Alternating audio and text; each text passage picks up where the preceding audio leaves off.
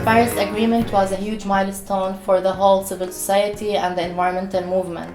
Now it's time to implement what happened in Paris. We witnessed the end of the fossil fuel era, and now we have to implement that to move 100% renewable energy. An example, in the Arab world, we have to move now to green economy in order to implement Paris Agreement.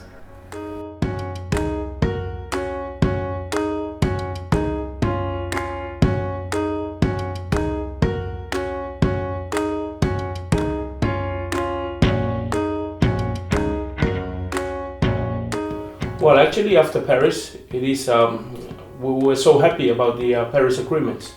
So what we're doing at the moment is a matter of implementation of how the government and NGOs, civil society work together in an inclusive way to deliver what has been put forth or put into the Paris Agreement. So at the moment, we're working hand in hand with the government and the churches and other NGOs, civil society, to implement and to put into actions what has been provided by the Paris Agreement.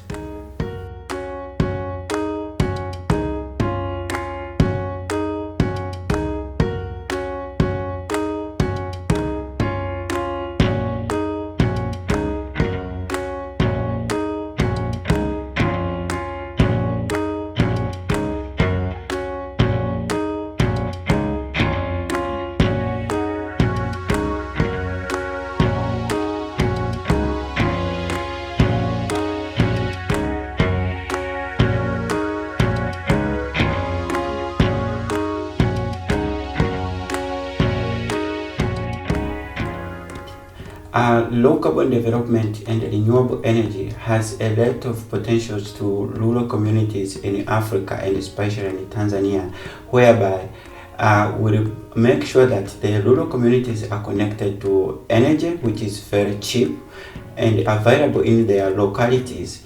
And in this regard, will contribute a lot to poverty reduction, connect to the social services institutions, especially the hospitals which are available in the rural communities, education institutions, and other related services, shops, and the alike. And they will be able to get energy which they can use to store foods and whatever for their well-being and sustainable development in this regard.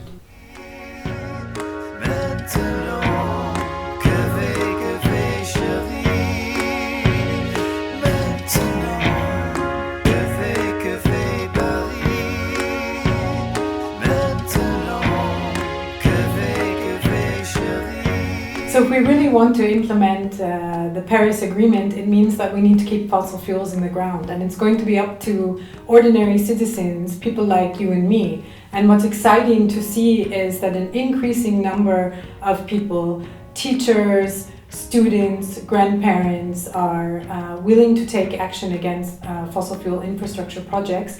And in fact, this May, in at least 12 countries, including Turkey, Germany, and Nigeria, ordinary people are willing to go out and take creative and determined action against infrastructure projects right at the sites themselves.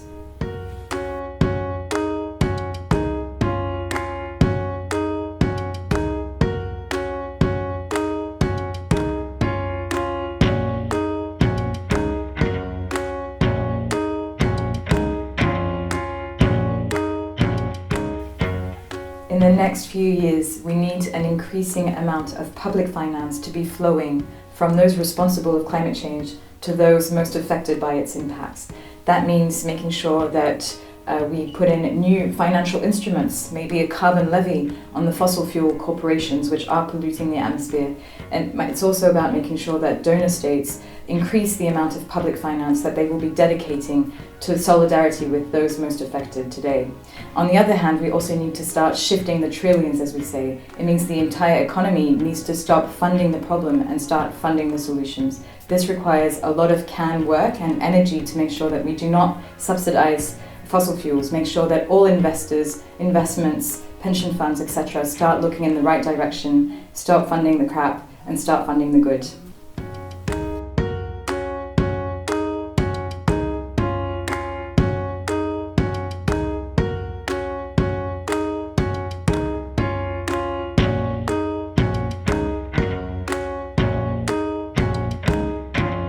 In order to fix climate change, we know we need transformational change. And to get transformational change, we need people power.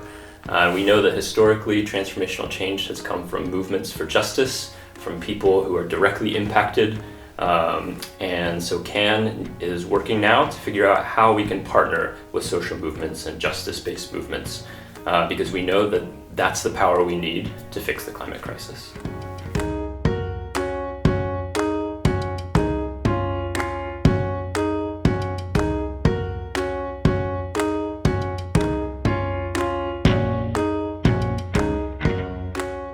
Even though at Paris we got a reasonable deal on climate change, we know that the people on the front line of climate change, the poorest people in the most vulnerable communities, are already facing dramatic impacts. Things like rising sea levels, worst ever typhoons, worst drought that is stopping people from growing food. So we as an international community need to make sure that they get the support, the poorest people on the front line of climate change get the support that they need.